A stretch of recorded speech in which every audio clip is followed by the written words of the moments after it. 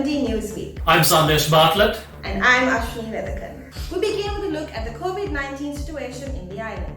As of this week, the number of COVID-19 infected patients stands at 12,570, with the number of recoveries being 7,186, and the total number of deaths now stands at 29. By the beginning of the week, 5,715 families had been ordered to be placed in home quarantine as they were first contacts of COVID-19 patients, while another 6,199 families were ordered to be self-quarantined as second and third contacts of COVID-19 patients.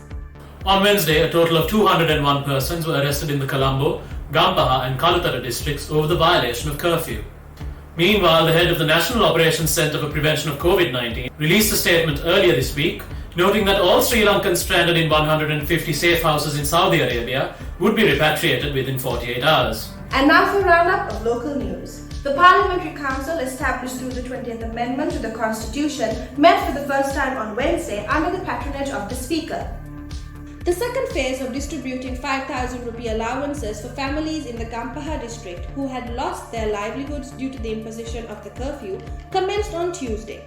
Under the second phase, 464,254 families in the Gampaha district are eligible for the 5,000 rupee allowance. Furthermore, the Ministry of Tourism stated that an allowance of 5,000 rupees has already been distributed to over 80,000 families in the 3 police areas in Gampaha district, where the quarantine curfew was implemented under the first phase. In other news, aided only by the headlights of vehicles parked along the seashore, volunteers engaged in a grueling overnight operation to rescue as many as 100 pilot whales that were stranded along the Panadura seashore. Volunteers secured the whales to jet skis with the help of ropes in an attempt to haul them over the reef. The whales were reportedly transferred to a boat that took them out into the open ocean, where they were later released.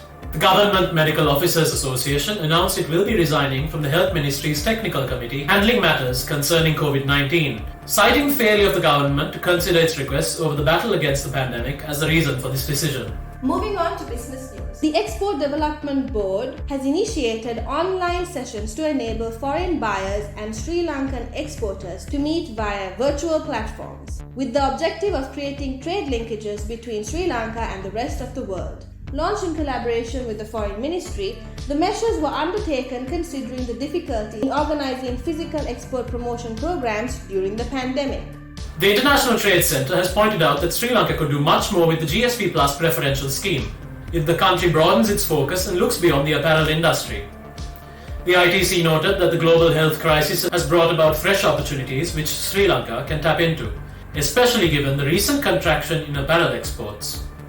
And in other news, the State Minister of Batik, Handloom and Local Apparel Products has assured the President that his ministry is ready to produce national and Buddhist flags of the country locally. The Minister said measures taken to strengthen local manufacture and reduce importation have been the key focus and will continue despite major initiatives undertaken by the import fabric mafia to sabotage initiatives. And now for a roundup of global news. The total number of COVID-19 cases has now surpassed 47 million, with the recoveries being a little over 34 million. The US has become the first nation in the world to formally withdraw from the Paris Climate Agreement after a delay of 3 years due to UN regulations. The Paris deal was drafted in 2015 to strengthen the global response to the threat of climate change and aims to keep the global temperature rise this century below 2 degrees Celsius above pre-industrial levels, and to pursue efforts to limit the temperature increase even further to 1.5 degrees Celsius. The Ethiopian Prime Minister has accused the opposition-led local government of attacking federal troops and trying to loot military assets. Prime Minister Abiy Ahmed has subsequently declared a state of emergency in the northern Tigray region. The Prime Minister's office declared that illegal and violent activities within the national regional state of Tigray were endangering the constitution and the constitutional order. Tigrayans had ruled Ethiopian politics since armed fighters removed a Marxist dictator in 1991, but their influence has waned under Prime Minister Ahmed. In Austria, police carried out a series of raids and made 14 arrests after a gunman murdered 4 persons in Vienna on Monday. The suspect, described as a 20-year-old Islamist terrorist who had been freed from jail last December, was shot dead by police as he fired on passers-by. The shooting is the latest in a series of attacks in Europe, triggered after a French history teacher was beheaded outside a school in a suburb of Paris by a Chechen youth who was then shot dead by police. And finally, the world's biggest iceberg, A68A, is bearing down on the British overseas territory of South Georgia. Of a similar size to the South Atlantic island, there's a strong possibility the iceberg could now ground and anchor itself offshore off the wildlife haven, which scientists say pose a grave threat to local penguins and seals. That's all the news we have for you this week. Don't forget to follow us on Facebook, Twitter, and subscribe to our YouTube channel. Thank you for watching. And stay safe.